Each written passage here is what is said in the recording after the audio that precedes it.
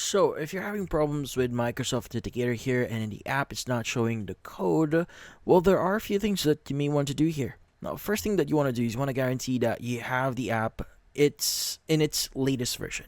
So, if your app or the Microsoft Authenticator app is not up to date, well, it will cause a lot of issues. So, you want to open up Google Play Store here, look for Microsoft Authenticator. Now, if you do see Microsoft Authenticator here that has an update button, go and just press or click on it. Just wait for the update to complete, and once update's complete, you go ahead and just open up Microsoft Authenticator here, and maybe restart your phone if you can, and see if that helps. Now, if that doesn't help, the next thing that you want to do is you may want to go ahead and just clear a few things here.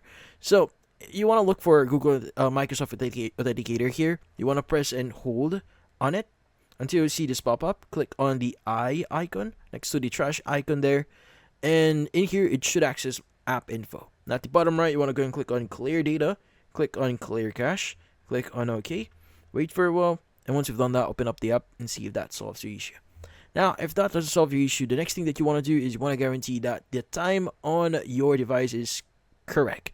Now, if this is, or if the time on your device is not correct, well, you won't be able to see the code. So you want to open up your settings here, and you want to go ahead and look for time, date here. So you can go and just go to search, just type in time, search for time and date.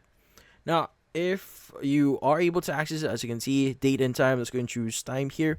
You want to make sure that you set this to automatically, so turn that on.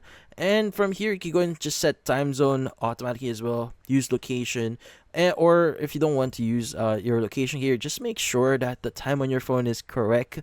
But once you've done that, that should solve your issue. And that's about it. So hopefully this video was able to help you. Like and subscribe to our channel. Thank you for watching.